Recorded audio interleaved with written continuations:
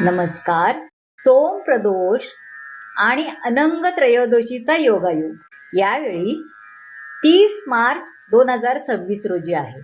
त्याचे महत्त्व, पूजाविधी आणि कथा आज आपण पाहणार आहोत. या दिवशी भगवान शिव आणि माता पार्वतीची पूजा केली जाते.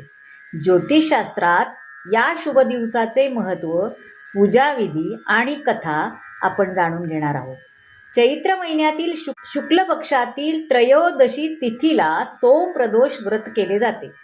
यासोबतच अनंग त्रयोदशी हा देखील एक शुभ दिनी एक शुभ योगायोग ठरत आहे. सोम प्रदोष व्रतात चंद्र सूर्याच्या राशीत असेल आणि पूर्वा फाल्गुनी नक्षत्राचा प्रभाव असतो.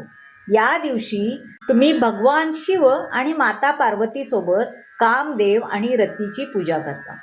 अनंग त्रयोदशीला सोम प्रदोषाच्या शुभ संयोगाने विधीपूर्वक पूजा केल्याने मनुष्याचे सर्व दुःख दूर होतात आणि मृत्यूनंतर मोक्षही प्राप्त होतो असं म्हणतात. आता या दिवशीचे पूजा विधी आपण जाणून घेऊया. सनातन धर्मात प्रदोष व्रतास विशेष महत्त्व आहे बरं का. दर महिन्याच्या त्रयोदशी तिथीला संध्याला प्रदोष काल असं म्हणतात. असे मानले जाते की प्रदोषच्या वेळी महादेव कैलास पर्वताच्या रजत भवनात नाचतात आणि देवता त्यांच्या गुणांचे गुणगान करतात.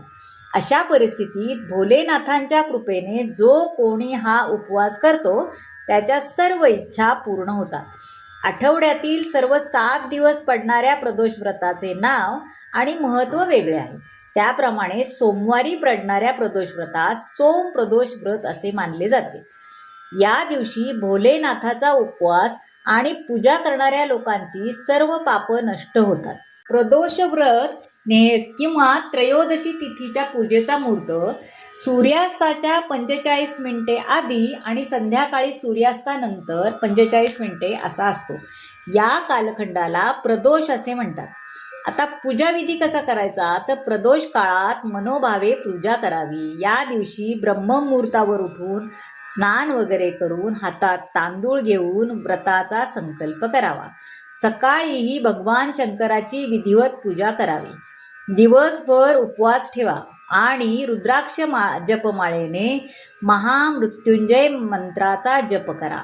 हा मंत्र असा: ओम त्र्यंबकं यजामहे सुगंधिं पुष्टिवर्धनम् उर्वारुक्मयो बन्धनात् मृत्योर्मुक्षीयमामृतात्. हा याचा जप आहे. यानंतर प्रदोष काळात शिवलिंगाला पंचामृताने अभिषेक करावा. त्यानंतर शिवलिंगावर 21 बेलपत्रे अर्पण करून फुले, पांढरी मिठाई, चंदन इत्यादी वस्तू अर्पण कराव्यात. यानंतर तुपाच्या दिव्याने आरती करून शिवचालिसाचे पठण करावे. आता प्रदोषची व्रतकथा आपण पाहूया. पौराणिक कथेनुसार एका गावात एक ब्राह्मणी राहत होती. तिच्या पतीचं निधन झालं होतं. तिला पोटापाण्यासाठी मुलांसमवेत भीक मागण्यासाठी बाहेर जावं लागायचं. ती स्वतः आणि आपल्या मुलाला भीक मागून खाऊ घालायची. एक दिवस ब्राह्मणी घरात परतत असताना तिला एक मुलगा जखमी अवस्थेत विवळत असल्याचे आढळले. ब्राह्मणीने त्याला तिच्या घरी आणले. मुलगा विदर्भाचा राजपुत्र होता. शत्रूच्या सैन्याने त्याच्या राज्यावर हल्ला चढवला होता आणि त्याच्या वडिलांना पकडून आणले होते आणि राज्याचा ताबा घेतला होता. म्हणून तो इकडे तिकडे फिरत होता. राजकुमार ब्राह्मणांच्या घरात ब्राह्मण पुत्राबरोबर राहू लागला. मग एक दिवस अंशुमती नावाच्या गंधर्व मुलीने राजकुमाराला पाहिले आणि ती त्याला मोहित झाली. दुसऱ्या दिवशी अंशुमती तिच्या आई वडिलांना राजकुमाराला भेटायला घेऊन आली. त्यांना देखील राजपुत्र आवडला. काही दिवसानंतर भगवान शंकरांनी अंशुमतीच्या आई वडिलांना स्वप्नात आज्ञा केली की राजकुमार आणि अंशुमतीचे लग्न करावे. त्यांनीही तेच केले. ब्राह्मणी प्रदोष व्रत करत असे. आपल्या मनोभावे उपवासाच्या परिणामामुळे आणि गंधर्व राजांच्या सैन्याच्या मदतीने राजकुमाराने विदर्भातून शत्रू पळवून लावले आणि आपल्या वडिलांचे राज्य परत मिळवले.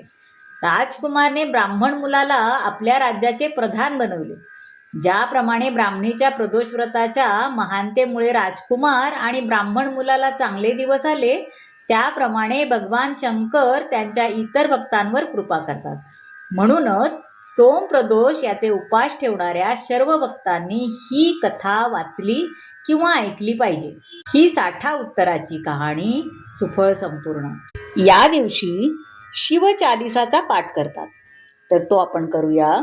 श्री गणेश गिरिजासुवन मंगलमूल सुजान कहत अयोध्या दास तुम देहु अभय वरदान.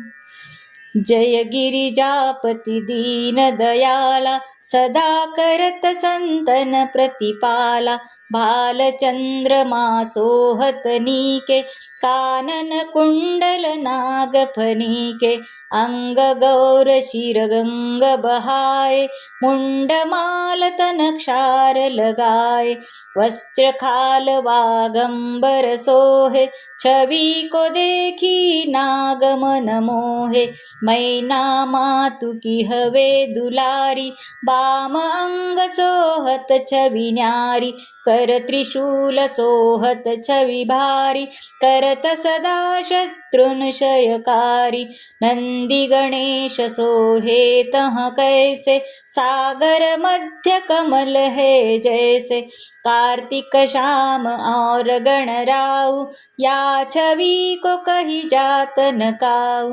देवन जब ही जाय पुकारा तब ही दुख प्रभु आप निवारा. किया उपद्रव तारक भारी तेवन सब मिली तुम ही जुहारी. तुरत षडानन आप पटायहु लव निमेष महामारी गिरियाहु. आप जलंधर असुर संहारा सुयश तुम्हार विदित संसारा. त्रिपुरासुर सन युद्ध मचाई सब ही कृपा कर लीन बचाई. किया तपहि भागीरथ भारी पूरब प्रतिज्ञाता सुपुरारी. दानी नमूह तुम सम को नाही सेवक स्तुति करत सदाही. वेद नाम महिमा तव गाई अखत अनादि भेद नहीं पाई. प्रकटि उदधि मंथन में ज्वाला जरत सुरासुर भये विहाला. किन्हीं दयात हम करि सहाय नीलकंठ तब नाम कहाई. पूजन रामचंद्र जब कीना जीत के लंक विभीषण दीना. सहस कमल में हो रहे धारी कीन परीक्षा तब ही पुरारी. एक कमल प्रभु राखेहु जोई कमल नयन पूजन चह सोई.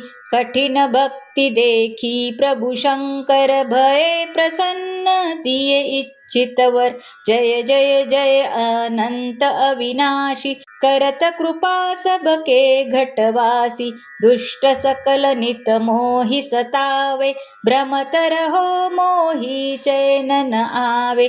त्राहि त्राहि मैं नाथ पुकारो ये ही अवसर मोहि आन उबारो. ले त्रिशूल शत्रुन को मारो संकट से मोहि आन उबारो.